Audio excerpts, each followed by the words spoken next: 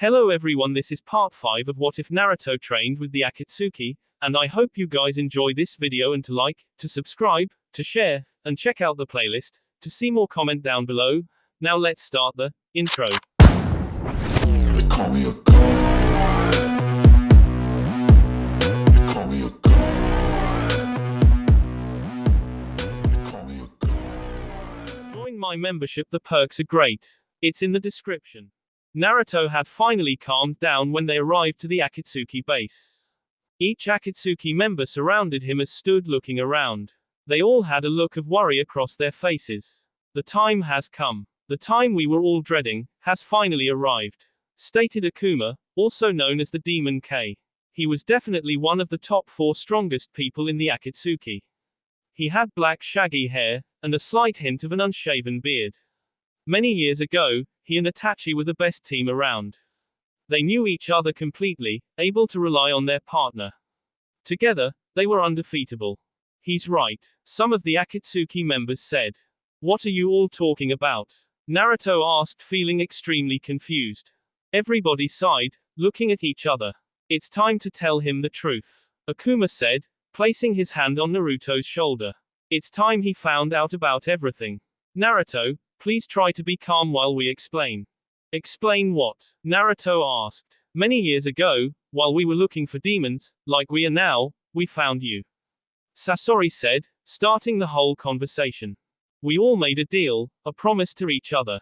And that deal was that we would each train you, because you would be of use to us. Think of the possibilities of having a demon under our control. That is why you have so much potential. Kisame said. The simple truth is that we used you for a weapon. You would help us carry out the missions when you became strong enough. The other part of the deal was that we would extract the demon from you once it had been unleashed like it was today, ultimately leading to your death. You grew on all of us, but deep down in our hearts, we knew that the older you became, the closer you were to unleashing the Kyuubi. Akuma said. What? Naruto asked with tears in his eyes. He could not believe what he was hearing. When we first got you and trained you, you were already showing signs of anger. We knew we had to control that. I used one of my best perfected jutsus. I sealed the demon even deeper in you and the seal acted as a super strong cage against it. But over the years, the seal began to wear off, only holding on because you had not become strong enough. But now, you are, and just today, the seal broke when you unleashed your anger. We can't control such a thing, that is why we must extract the demon now. Akuma explained. Naruto bowed his head in sadness. So, just like that. It's over. All this time, I thought I was living for something, and that was my family. That was you guys, but all you wanted was power. Even now, that's all you want. I can't believe that after all we've been through, you're willing to dispose of me, just like that.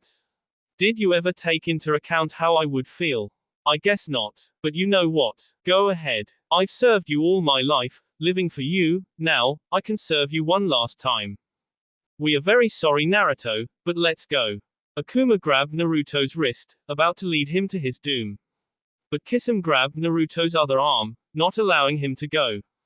Wait. Think about what we are doing. Naruto's right. How can we just do this to him? I can't just let this go by me without doing anything about it. I can't let him go just like that. He can still be of use to us. And if you can't see that, then maybe I will have to make you all see it. Kisame said. Kisame, you traitor, Sasori shouted in anger. We all made the deal, and we must keep it. If we let him stay with the demon, he could turn on us any second, going berserk and out of control. We can't have that kind of power against us. He is a great threat to us, and that is why we all agreed to this. Well, I'm changing my mind. I'm willing to fight for his survival. Kisame shouted. Very well, Sasori said. Anyone else? 2 Akatsuki members joined Kisame, agreeing that Naruto had the right to live. What? Akuma shouted. Itachi, let's get them. He said. He walked toward Kisame and the other 2 members, but Itachi stood in his way. I don't know, Akuma, maybe Naruto should live, Itachi said, looking straight into Akuma's eyes. How can you betray us, especially after all we've been through? Akuma asked. Kisame then grabbed Naruto as everybody on his side escaped, including Itachi. Let them go, Sasori. Akuma said. They will be back, we have her. Ketsu slowly opened his droopy eyes to see Kyosaku and Ru looking down on him. He tried to sit up but stopped because of the pain. Where am I? Ketsu asked. That doesn't matter. You need your rest right now. Kyosaku said. What happened? Ketsu asked. Well, we thought Guru had come back, but he hadn't. When all the three of us were alone, he suddenly changed into a totally different person. A man with long black hair. He suddenly attacked us. He was very strong from the little that we fought him. We had a tough time even though we outnumbered him 2-1. We managed to escape. After wandering around for a long time, we stumbled upon you. You were beat beyond imagination. We took you to where you are now.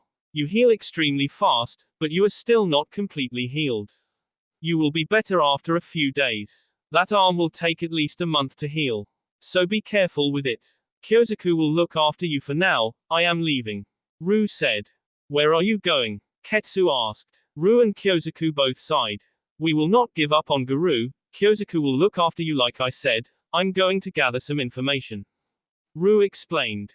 Be careful, remember we are a team, I may have lost one, I can't lose you too. We are a family after all. Kyosaku said looking at Ru. Don't worry about me, I will be back, I promise. I'll be back by nightfall. Ru said leaving the little shack they were in. Go to sleep, you need your rest. Kyosaku said to Ketsu a few moments later. As Ketsu closed his eyes and rested them, a few minutes later, he could hear Kyosaku weeping from the sadness she was in. He then fell asleep. Shizune-san. Sakura shouted as she approached the shinobi crying and sitting on the ground. What's wrong? Sakura asked. Soon it is gone. She shouted bursting into more tears. It is so hard to believe. And in the midst of all this, she would never leave Konoha in this state. I think she went to go chase off after Ketsu, but it has been more than a week now. She never takes this long. I don't understand, and right after she said that rescuing Ketsu would have to wait. We can figure this out together. After all, our village cannot function without a Hokage. What are the elders doing? Sakura asked. Since she left all of the sudden without notice, they are doing what they think is best for the village. They are selecting a new Hokage already, and if Tsunade comes back, then she will resume her position if she has a good excuse for leaving without telling anyone. Shizune said crying once more. So who have they decided on? Sakura asked. Nobody knows, but there are rumors that Kakashi-san may become the new Hokage. Let's not focus on that right now. Sakura said. What were you doing just now? Shizune asked. I just came back from my B-class mission. I'm pretty beat, but I did extremely well. I have been training with Kakashi, Asuma, and Anko for the past 5 months. I don't know what I would do without them. Oh, by the way, I never got to congratulate you on your promotion to Chunin. I know it's already been a full month since the Chunin exam, but I never really got around to it. I apologize for that, but once again, congratulations. Shizune said. Thank you, and don't worry about that. Sakura said. We should go arrange a search team soon, let us go talk to the elders. Good idea. Shizune said wiping her tears and standing up. When can you start? I don't mean to be a rush, but can you recover within a few days from your recent mission? I want to start the mission soon if they allow us. A few days. If they give us permission, just let me take a shower and I'll be ready. I also want to get to the bottom of this. Sakura said smiling. Great. Let's go talk to the elders then. Shizune said. Once they had met up with the elders, they presented their concern. We are all aware that the Hokage has been gone for longer than anticipated. We are working on a new Hokage. The elders said. We also want to help. Please. Shizune shouted as she fell to her knees. Allow us to search for Tsunade-sama. I have to find out what's wrong. We will not let you down, just please, let us go. We can form our own team. We know that you are worried, Shizune-san, but we cannot just let a team go when Konoha is in dire need of help. Who knows what can happen? You all might disappear as well. One of the elders stated. I don't think it would be very wise if we let you go. I understand completely how you feel, but please, I've always watched out for Tsunade-sama, way before she became Hokage. She is my best friend, I love her as if she were my own sister. And she's gone. I will do anything to get her back. Now I'm asking you, please let me go on this mission. Please, Shizune said, begging them with tears in her eyes. The elders all sighed, then agreed. Very well, you may search for the Hokage. We cannot allow too many people to go, so we will allow you to a team of 4 people. Also, please come back as soon as you can. We are counting on you. No, Konoha is counting on you. Hi. Sakura and Shizune both shouted as they left the building. Sakura, go home and get ready, I will gather the other 2 shinobi. Meet at the west gate in 3 hours. Shizune said. Got it, Sakura said as she quickly ran off to her home. Shizune knew just which 2 people to get, Hyaga Hiyashi, and an Anbu member, as well as an old friend. She decided to recruit the Anbu member first. She went to his door and knocked. Shizune, what can I do for you? The man who opened the door asked, removing his Anbu mask. The man had light brown spiky hair that slanted a bit to the side. He was muscular for his skinny size. He wasn't exactly that tall either. He had known Shizune for years, before he had become an Anbu member. Kimetsu, long time no see. I know this may be such short notice, but I need a big favor. Shizune said. Anything, what is it? Kimetsu asked. Go on a mission with me. Alright, but what is our objective? To either find and bring back Tsunade-sama, or at least find out information. I'm allowed a team of 4. Shizune explained. Alright, when do we leave?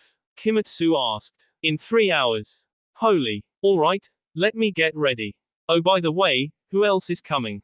A chunin named Haruno Sakura and hopefully Hyaga Hiyashi. Shizune answered. Alright, I'll be ready within 3 hours. Meet up at the west gate in 3 hours from now. Gotcha, Kimetsu said, closing his door, rushing to get ready. Now Shizune had to acquire Hyaga Hiyashi. With his Byakugan, they could sense any trouble coming. When she arrived at Hiyashi's house, he was not there. Instead, she found Hyaga Neji, Hiyashi's nephew. He is currently out on a mission. However, if it is the Byakugan that you need, then I may be of assistance. I am willing to go on the mission. I want to test out my training with Hiyashi anyway. Neji said. It was all set. 3 hours later, there they were, the team ready to leave Konoha in search of Tsunade. Shizune, Sakura, Neji, and Kimetsu. They all left Konoha 1 hour after noon. Ketsu was now able to sit up. It had been exactly 2 days since Ru had left. He did arrive by nightfall, with no information, nothing. But he left the day after that, and the day after that. Ru, don't you think I should go? Kyosaku asked him right before he had left. Ketsu was asleep at this time. No, trust me, I'm very close, as always, I'll be back by nightfall, watch over Ketsu. Ru said. Ketsu had woken up 2 hours later, feeling refreshed. He sat up easily and ate his soup, breakfast with right arm. How are you feeling? Kyosaku asked. Much better. I really must thank you. And I'm sorry for being a burden on you guys. I know that you didn't have to take me in, but you did anyway. I'm very grateful, Ketsu said. Once I am able to move, I promise that I will help you look for Garou. Thank you. And you are welcome, Kyosaku said, smiling. It was the first time Ketsu had seen Kyosaku smile since when he first met her along with Naruto. That was an amazing battle. He constantly thought of that fight. But he thought more of the fight with Sora. He felt so weak, he couldn't even avenge his sensei. Once he got better, after helping Kyosaku and Ru, he was going to train, for as long as it took. He had already made up his mind. Sora was gone, but there was that man that had appeared during their battle. The shapeshifter, he would find that man, and kill him. Ketsu hated just lying here, he wanted to get up, get going. But he knew he had to take it slow. Sakura sighed as she stared blankly into the fire that the 4 shinobi were gathered around. It was already dark, it had been 2 days, and they had made no progress. No information on Tsunade, but they would not give up. I know this is tough guys, but we can't give up. We haven't made much progress, but we've come a pretty long way. We just can't go home empty-handed. Don't lose hope, we will find something. Shizune reassured the group. How many towns and villages have we visited altogether? Kimetsu asked. 19. Sakura answered him, not taking her eyes off of the flame in front of her. Suddenly, Neji stood up. What is it? Shizune asked. We've got company, Neji said. Yes. Kimetsu shouted in joy. Finally, some fun. How many? 8. It appears that they followed us from the town we visited a few hours ago. Neji said. They will be here any second, they are closing in fast, get ready. Sakura, Shizune, and Kimetsu stood up, all of them alert. Just like Neji had said, the 8 shinobi had arrived, surrounding them. One of them, who appeared to be leading the group, spoke up.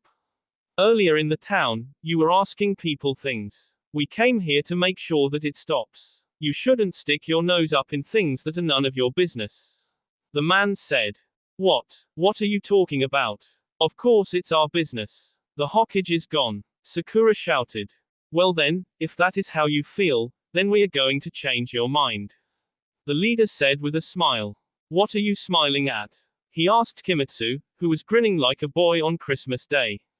I'm sorry, I can't help it. I'm excited. Whenever I'm about to fight a battle, my bee rushes, I get pumped up, and very excited. I can't stop smiling. Since I'm so excited, I'm very alert, and that really helps during the fight. Kimetsu explained, smiling still. Then we're going to have to wipe that smile off of your ugly face. Another man said. He charged Kimetsu holding 2K in his hand. It all happened so fast. Sakura was completely amazed. One moment, she saw a man charging Kimetsu, the next, the man was on the ground on his stomach, with both K and Kimetsu's hands pointing straight at the man's N. What speed? Sakura said. Anybody else? Kimetsu asked. Charge everybody. The leader shouted. He rushed at Shizune, but Sakura appeared behind him, crouching down and sweeping him off his feet and into the air with her right leg. Though with her left leg still crouched to the ground, she pummeled him higher into the air. Then Neji came up above him and him down to the ground, leaving him unconscious with one hit. Shizune ducked and dodged the bat swinging straight at her head. She elbowed her opponent in the gut and then with her other hand punched his nose, sending him back a few feet stumbling. She rushed after him, jumping up and kicking the bat from his hands with one leg, and kicking his face with her other leg. The man flew to the ground quickly. But he also managed to get up. Shizune was ready. She grabbed his left ear tightly and pulled to the far right. The man screamed as he moved to wherever Shizune made him. After toying with the man enough, she punched him unconscious. Sakura's new opponent was a very large and muscular man with no weapons but his humongous fists. She attempted to land a punch on his face, but he caught her fist in his hand. He started squeezing Sakura's fist very tight. Sakura gritted her teeth in pain.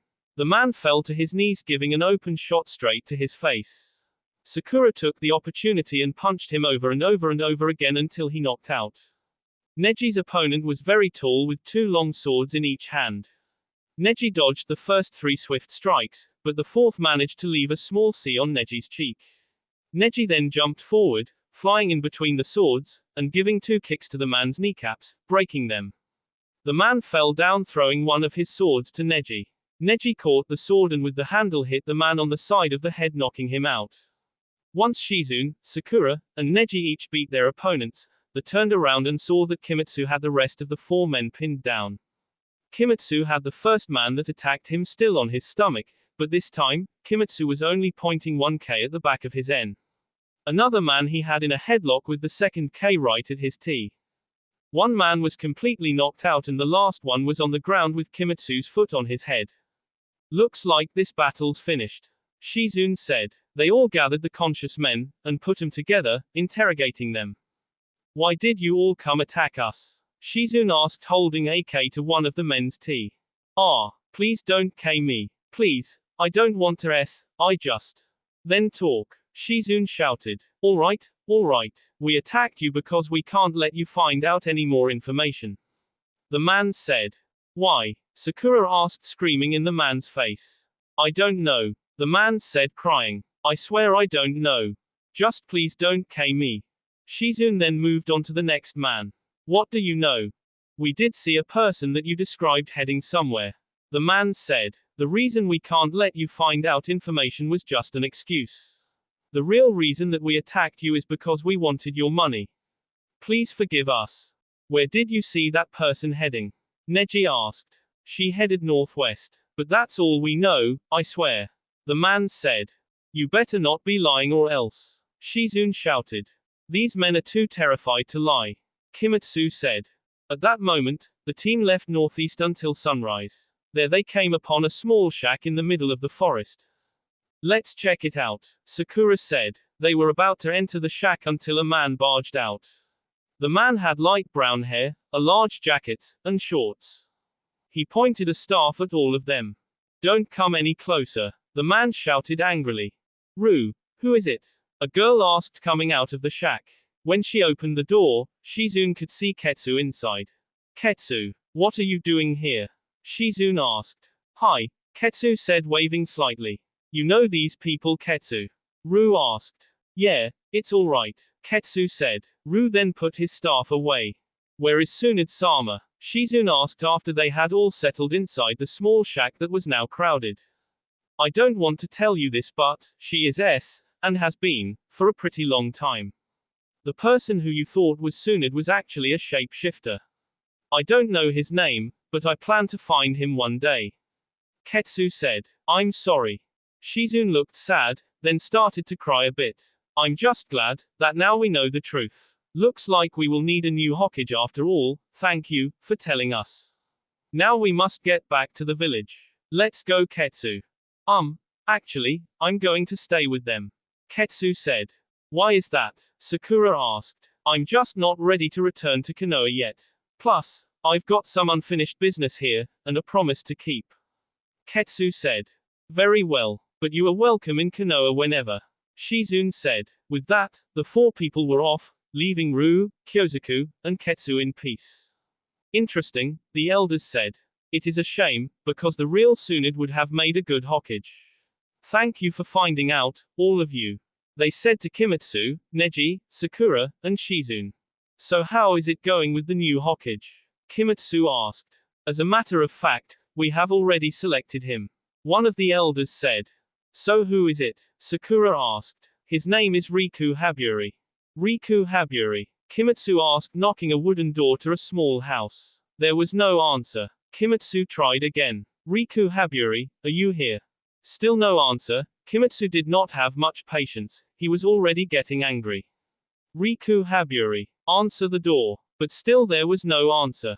Darn, you stupid old man, what does it take for you to get off, you lazy? He was interrupted as a hand flew through the thick wooden door and grabbed Kimetsu's en. The arm retracted, bringing Kimetsu's face into the door. Poof! Kimetsu disappeared, reappearing behind his attacker, Riku Haburi. He held AK to the old man's back. He smiled, then said, nice try, but. He was interrupted a second time. Poof. The old man disappeared just like Kimetsu himself had done before and appeared holding AK an inch away from Kimetsu's tea. It was Haburi's turn to smile. You sure know how to make an entrance. So your reputation precedes you. Kimetsu said. Oh. Haburi sighed. I am nobody but an old man, an old hermit living alone. But that's the way I experience happiness, with silence. The reason I come here today, is because we have a proposition for you, more like a partial obligation. Konoha is in need, as you can see, and Tsunade-sama is gone now. The elders have selected, and you sir have been chosen to lead our village to peace and prosperity. Kimetsu said. Haburi grabbed his gut and bust out laughing. Are you serious? Kimetsu's smile faded and he said, yes. Haburi stopped laughing, tensing the mood. Konoha must have run out of people. Why me? There are so many other shinobi who could do this job 10,000 times better than I can. You know what? That could be, but I didn't decide. The elders have chosen you, a retired shinobi. Kimetsu said. What do you think, as an Anbu member and a citizen of Konoha? What do you think of me becoming Hokage? Haburi asked him. I believe that in your prime, you were legendary. After all, how could you have earned your as the Taijin, without an immense amount of skill? I believe now, many years later, you have the experience, as well as the wisdom to lead Konoha to a bright future. That is what I believe. Kimetsu said straight out. Ah, those were the days, many years ago, like you just said. Haburi said, recalling the past. I was a master at taijutsu and genjutsu, earning the name Taijin. So many missions, so many criminals, so many battles. Now, I am very old, who knows what good I can do for this village. The elders have much wisdom as well. More than you know. They were once shinobi as well, but not a prodigy like you were. A person of your level and beyond only comes once a million people. If they chose you, then it was for good reason too. They have faith in you, they are positive that you can do it. But ultimately, it is your choice, Kimetsu said, heading for the door. Think about it, but remember, while you sit here and think, Konoha is out there, waiting for your response. Don't let Konoha suffer too much longer. I know that it must hurt you just like it does to all of us, to see Konoha in practically ruins like this. Times are changing, and we need a strong leader to lead us. You have been chosen, so what will you choose? With that said, Kimetsu left the building back to the elders. Haburi sat down on his usual leather chair. He sat staring at the fireplace. The fire was almost out, a tiny flame flickering, like Konoha, almost out. Naruto, do not speak of this place to anyone, Itachi demanded, pointing a finger straight at Naruto. Do not leave this cave either, this will be our temporary base. It is pretty big, so don't wander off. If you leave, somebody could see you and follow you back. Understand? Naruto nodded. Miniopaxu, Kisame, Zetsu, and I will be leaving, we will be back in a few hours. You are not allowed to come. This is very important that you listen to us, Naruto. We must provide your safety, now that the other Akatsuki team wants us. We will be back, this is a mission even beyond your level. Please just stay where you are, Itachi said. With that, the 4 Akatsuki members left the cave, leaving Naruto alone. What was he to do? What were they going to do? They were heading back to the old Akatsuki base, no doubt, but why? If not, then what else could be the mission above Naruto's level? He was a very skilled shinobi, this must have been a strong mission. But what? Naruto didn't wait too long, it was about 4 hours when Miniopaxu and Zetsu arrived. They were panting and looked pretty beat up. Worthy opponents for Akatsuki members, who could it be? Other Akatsuki members. Zetsu and Miniopaxu would not say a word, until finally an hour later, Itachi arrived followed by Kisame. They both looked more beat than Zetsu and Miniopaxu. Kisame dragged a large black coffin, like a tomb or a vault without its seal. The coffin had chains all over it binding it up, then a large lock with a seal on it. Kisame pulled the chains dragging the heavy coffin along. Riku Haburi. Kimetsu banged on the old man's door 3 days later since his last visit. He expected that Haburi would actually open the door this time, but he didn't. Even after Kimetsu had insulted him. Kimetsu finally got fed up and busted through the door, shattering it to pieces. He rushed in, but Haburi was nowhere to be found inside. He stepped outside, and whirled around, he looked, and above him, stood Riku Haburi, smiling. What have you decided? Kimetsu asked him, jumping up there. If the elders have chosen me, then I will go. Take me to them. I have made to my decision. You now have your new Hokage. Haburi said. Very well, Kimetsu said, smiling as he led Haburi to the elders. Once again, lonely, but this time, a large tomb with chains for company, Naruto sat slouching against the black coffin, which was now laying vertically and no just lying down. The 4 Akatsuki members had gone out once again, with the same instructions but one thing added, guard the coffin with his life. No matter what. What was more important than Naruto's life? What was in the box? Naruto did not let his curiosity get the best of him. He just looked at the cave wall, feeling weary. If he was an Akatsuki member, why couldn't he do any Akatsuki missions? He wore the cloak just like everybody else did, didn't that mean anything? He had not, however, received his official ring. Just like his past, it was never spoken about. Naruto assumed now that since they made plans to pay him some time, they wouldn't have to give him a ring. Really, what was so important about this box? Naruto could not get his mind off of it. Even when he tried to think of other things, it would still linger in the back of his mind. Finally, after what seemed like hours of waiting, an Akatsuki member arrived, but not anybody Naruto was expecting. Naruto jumped up shouting, Sasori. Sasori spotted Naruto, and what he came for behind the blonde boy. Step away from that, Naruto, and nobody has to get hurt. Did you come with everybody? Naruto asked. I don't need to. I'm good enough to take anybody on. Sasori said, deviously smiling behind the black scarf covering his mouth. I cannot let you have this then. I will protect it with my life as I was told. You won't be able to take it from me. You were one of the last people I trained with, but I still have improved Sasori Dono. Naruto said, preparing to fight. TSK, TSK, TSK. Naruto, what could be more important than your life? Sasori asked. I bet you are wondering right now what is inside that tomb.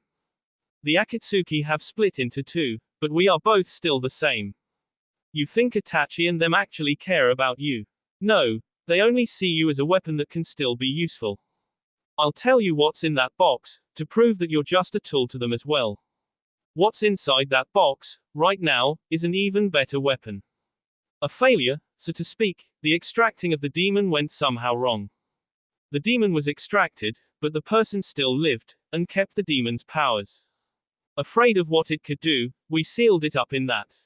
Practically impossible to destroy, even after the seal. Inside is a substance like jelly and ice at the same time, harder than ice itself, but the person inside it is allowed to grow, still getting the nutrients that person needs, becoming stronger. When that person is big enough, we know that it will break the seal, but now that times have changed, we are going to use this incredible power to conquer all the lands. What? You're lying. You're just saying that there is another person in here to make me confused about whether they care about me or not. I know how they feel, and they are not using me like you all were. Naruto said through his gritted teeth. Sasori laughed. Naruto, so naive, so young, you may be a prodigy, but you are dust compared to the capabilities of the person inside. With the right training, that person could destroy countries with single attacks. Why would anybody need you? Not even strong enough to beat one of us. Well, if I'm that weak, then why were you afraid of my powers? Naruto asked. Not of you, of the demon inside of you. We want its power as well. Of all the demons, the QB is the second strongest. But the demon vessel that lives was the strongest. And the powers of the demon linger in that person. If you don't believe me, let's open it and find out. I know how to open it, Naruto. It will be no problem. If you'll just. Sasori stepped a bit closer to Naruto. No, don't come any closer. If you want it, you'll have to get through me first, and that won't be easy. I won't let you pass. Naruto quickly took off his jacket and hurled it out of the way. On his back was his very own puppet that Sasori had made for him long ago. One of Sasori's best accomplishments, as Sasori had said himself. Sad, that I will have to destroy an apprentice, and one of my best masterpieces, all in one day. That won't stop you, Naruto. You won't be able to fight fire with fire. This is my area of expertise. I created this style of fighting. How do you expect to beat me? Sasori asked, getting ready to fight as well. With my spare time, I have been working on it, ever since you taught me. I have been making improvements, adjusting a few things here and there. Now it's twice as good. Not to mention the extra time I put into training with it. We'll see how well you do against me, Sasori. I won't let you pass, as I said before. Hatred fuels my passion for your bee. Just like you always wanted me to feel, I'm feeling now. You have raised a true K machine, and now, I'm about to show you what I'm made of. Naruto shouted. Naruto, don't be foolish. Thinking you have a chance is your first mistake right there. You've seen my capabilities, have you not? Don't play with me, Naruto. I just want the tomb and I'll spare you. Sasori said. Spare me. You won't be talking like this after you're on your knees begging for forgiveness. No talk, let's go. Naruto insisted as he opened his hands, quickly attaching chakra strings to different parts of his puppet. Sasori smiled. It's been a while, let's see how much you've improved, that is, if you've improved at all. Naruto ran to his left, leaving his puppet in place, patiently waiting as Sasori closed in on Naruto's puppet. Sasori swung his tail down vertically with immense force. Naruto's puppet dashed to the side, fleeing back a few feet. The puppet extended its right arm and foosh. The hand of the puppet flew toward Sasori, connected to a thick metal wire connecting all the way back to the arm. While it was still in the air traveling toward its target, the hand turned inside out, turning into a three-bladed claw anchor. Sasori managed to dodge it with his body, but the claw trapped his tail against the ground. That didn't matter. Sasori whirled around and gave a hard blow to his tail, crumbling it to pieces. Naruto was surprised. You used to care about Hirako, what happened? Hirako, the puppet form you see now, has been replaced by many other human puppets I have acquired. I no longer have much of a use for it except a vessel I can stay in. Sasori said as he shot out one of his arms that was large and had many cylindrical objects surrounding it. Once in the air between Naruto and his puppet, every single cylindrical object shot out, turning out to be bombs as well as poison needles. Naruto dodged them quickly with ease, his puppet got hit many times, not affecting it any. But now Sasori was without a tail, and an arm. Naruto's puppet shot out his left arm which was identical to the right, connecting the hand and the arm with a metal wire. The hand turned into a claw just like the other hand had done, except this time, the claw traveled around and around Sasori, careful not to touch him. After circling Sasori about 5 times from top to bottom, the wire tightened so fast that the so-called Hiriko puppet Naruto was fighting was completely crushed and to bits. The real Sasori managed to escape, avoiding the same fate as his puppet. Sasori didn't look the age he was at all, he looked super young still, but Naruto knew Sasori already, and he knew that he was S. What will you use now? You've trained me with all of your puppets, so I know their weaknesses. Naruto asked. Naruto's puppet's arms retracted, turning back into hands again. Correction Naruto, I have never used this on you. Sasori said, pulling out a scroll, activating it. Poof! A large puppet appeared in front of Sasori. Remember? Do you remember when we defeated this fool? How could I forget? I almost S that day. The iron sand was AK. Naruto said, recalling the time when Sasori and Naruto both fought the legendary Kazekage. The Sandime Kazekage, the puppet Sasori was now controlling, was legendary for his most powerful move that he himself invented. Also known as iron sand, he could magnetize the sand using his chakra, allowing it to form any shape he liked. It was also as hard as iron. It was with that move that Naruto almost S the day that captured him. If it hadn't been for Sasori's training and Sasori himself who saved Naruto, Naruto would not be alive today. I never thought I would ever fight you under these circumstances. I have so much hatred in me right now. I can't tell you that I say this without feeling pain in my heart, but I want you, Sasori. Naruto said angrily but keeping calm. Hatred is power, Naruto, don't be afraid to use it. The whole Akatsuki was trying to get that point across your whole life, and you barely understand it now, on your birthday. Sasori said. Wow, I totally forgot about that.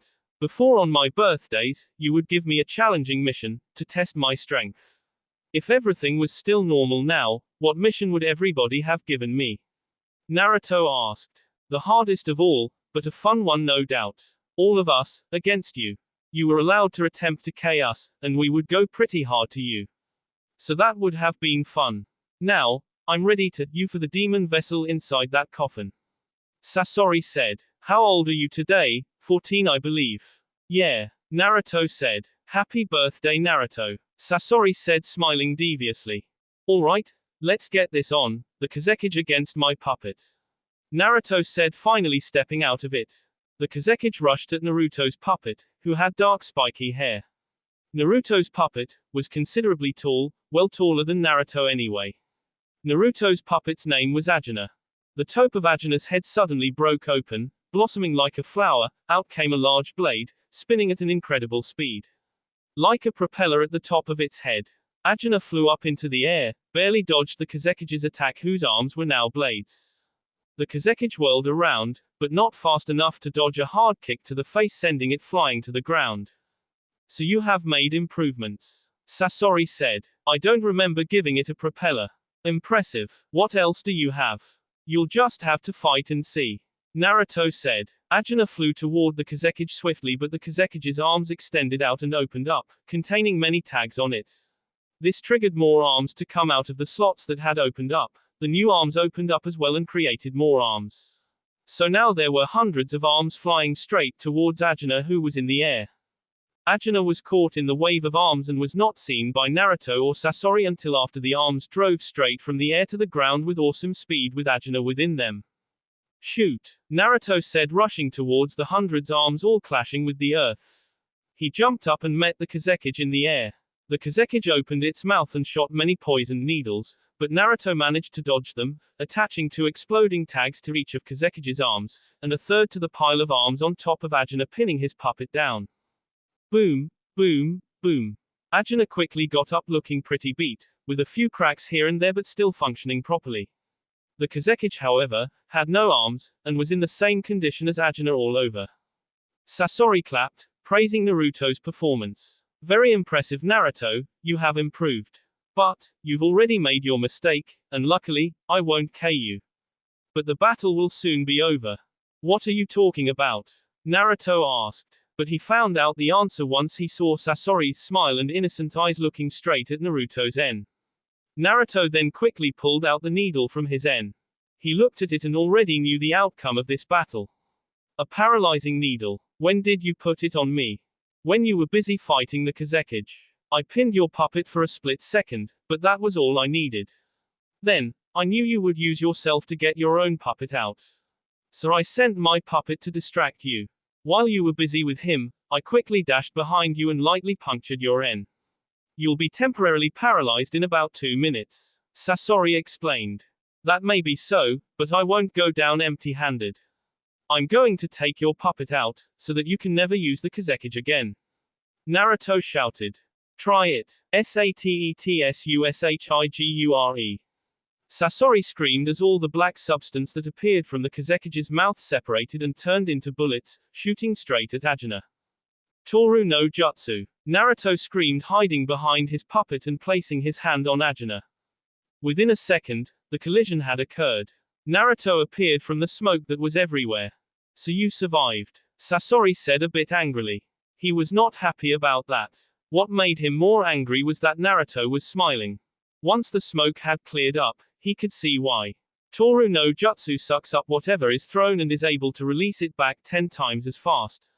So say, like many iron bullets, that's how I will destroy your Kazekage, and you. Naruto said. Kai. Then, Ajuna shot out every single iron bullet that was in him 10 times faster than it was thrown at it, just like Naruto had said. Also, like Naruto had predicted, the Kazekage was destroyed, but Sasori was not. Instead, Sasori had summoned 5 more puppets to act as a shield for the iron bullets. 6 of Sasori's puppets were destroyed, and the needle was already taking effect to Naruto's body. I can't let you take it. Naruto shouted. He fell to his knees. Sasori smiled as he made his way over to Ajuna, who was now lifeless, for Naruto's whole body had now gone numb except his head. Naruto was no longer able to control Ajuna. No. Don't do it, Sasori. Don't you dare. Naruto screamed. Sasori did not stop. He reached Ajuna and placed his hand on its head.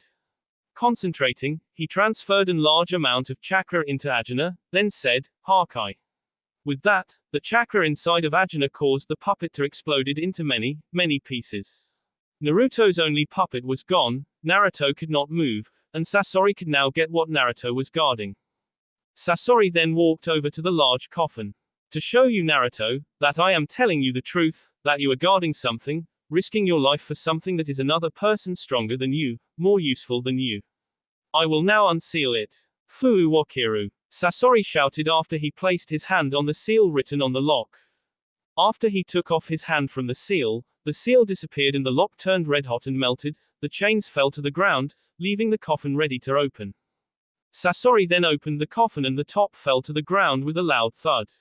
What looked like a large ice block that fit perfectly inside the coffin slipped out and landed on the ground as well.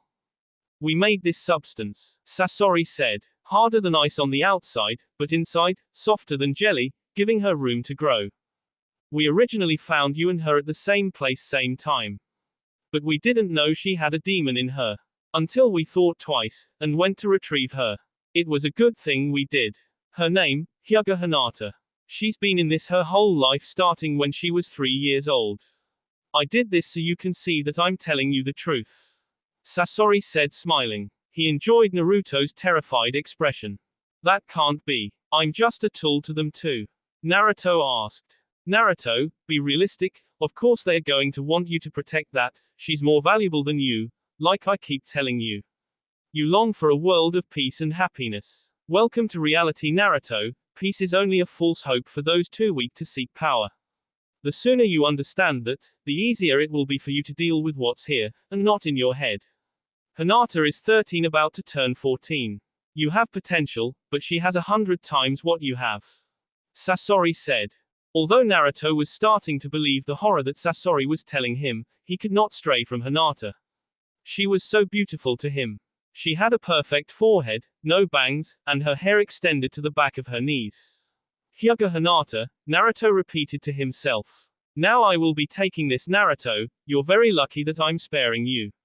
Grow up strong, to come to revenge this moment. I long for you to be a worthy opponent. Right now, you're just a small boy with matches. Learn to use them, and become a man. Sasori said as he tied the dark chains around the block and was dragging it out. Wait, Naruto said weakly. He stood up, still feeling numb everywhere except his legs and head. He walked slowly to Sasori and Hinata. When Naruto got the feeling of his left arm back, he placed his hand on the block. It felt humid. He really wanted her by his side, he wanted to know her. He felt warmth when he looked at her. After a few minutes of just standing there looking up at the angel, Sasori started to head back, until the block began to crack. What? Sasori said, completely alarmed. It cracked more and more until finally it shattered. Hinata fell to the ground along with all the clear jelly. Naruto hurried to her and gave her his coat he had retrieved from inside. Get away from her, Naruto. She'll kill you. Sasori shouted. No, she wouldn't do that, Naruto shouted. How do you know that? Sasori said, getting very angry. I just know. And even if she did kill me, right here and now, I would say happy death. Hello. Naruto turned to face Hinata. Hinata opened her eyes. They were gray. Naruto did not remember being this happy in his entire life. She looked around, then at the large cloak around her, then at Naruto and Sasori. My name is Naruto, can you say Naruto? Naruto asked. Naruto. Hinata said slowly. Don't waste your time, Naruto, she has the mind of a 3-year-old. Sasori shouted. Now give me her oral. No. Naruto screamed, stepping in the way of Sasori and Hinata. Naruto, I will not hesitate to finish you off right here and now. Give me the girl. Sasori screamed. Just try it, Naruto said, getting angry himself. Sasori dropped his Akatsuki cloak. It truly has been a while since I've used myself. Sasori rushed at Naruto, but right before colliding, Sasori went around and smacked Hinata to the side. This made Naruto so angry that he crouched on all fours and grew fangs, his eyes turned red, and red chakra blazed around him. There Naruto was, screaming in anger. Sasori gasped. This is the demon powers. He backed away a few steps. Naruto followed him, disappearing into the air, and reappearing behind Sasori, giving him a heavy kick to the head. Hinata ran to Naruto, and lightly placed her hand on him. He looked at her in rage, but after seeing her melancholy face, his rage escaped completely. And he was demon form no more. Sasori saw this as an opportunity to attack, but Kisame appeared, smacking Sasori back again with his large sword. Kisame. Sasori shouted. If you're here, that must mean, Itachi, Minyopaku, and Zetsu appeared right after that. Let's destroy him, Kisame said. But it was too late. Sasori then disappeared, all the way back.